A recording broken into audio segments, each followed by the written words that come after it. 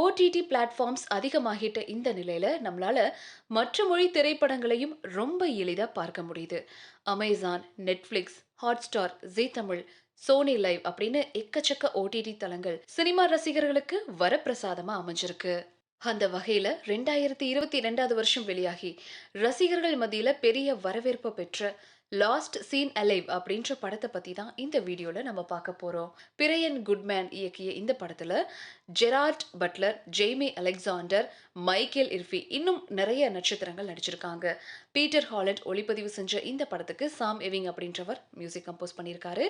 இந்த படம் Netflix OTT தளத்துல பார்க்கலாம். ஸோ இந்த படத்துடைய கரு என்ன அப்படின்னு பார்த்தோம்னா, ரியல் எஸ்டேட் முகவரான ஜெரார்ட் பட்லர் தன்னுடைய மனைவியான ஜெய்மி அலெக்சாண்டரோட கார்ல பயணம் மேற்கொள்றாரு. ரெண்டு பேரும் ஜெய்மியுடைய பெற்றோர் வீட்டுக்கு போறாங்க. வழியில ஒரு பெட்ரோல் பங்க்ல எரிபொருள் நிரப்புறதுக்காக காரை ஸ்டாப் பண்றாங்க. அப்போ அங்க இருக்கிற ஒரு கடையில தண்ணீர் பாட்டில் வாங்க ஜெய்மி போறாங்க. ஆனா திரும்ப வரவே இல்லை. இதனால பதற்றம் அடைகிற ஜெரார்ட் பட்லர் பெட்ரோல் பங்க் சுத்தி இருக்கிற பகுதி முழுக்க தேடுறாரு. மனைவியை கண்டுபிடிக்க தனிப்பட்ட உடைமைகளை தவிர வேற எந்த வழியுமே இல்லாத நிலையில காணாம போனவங்களை பத்தி புகார் செய்யற எண்ணுக்கு அழைக்கிறாங்க. சோ ஜெரார்டுக்கு உதவ ரசல் ஹார்ன்ஸ்வி அப்படின்றவர் வராரு. ஆனா அதுக்குள்ள ஜெரார்ட் ஜெய்மி வீட்டுக்கு போய் அவருடைய நண்பர்கள் தெரிந்தவங்களை பத்தி விசாரிக்கிறாரு. இதை தொடர்ந்து அந்த கதை பிளாஷ்பேக்ல போகுது.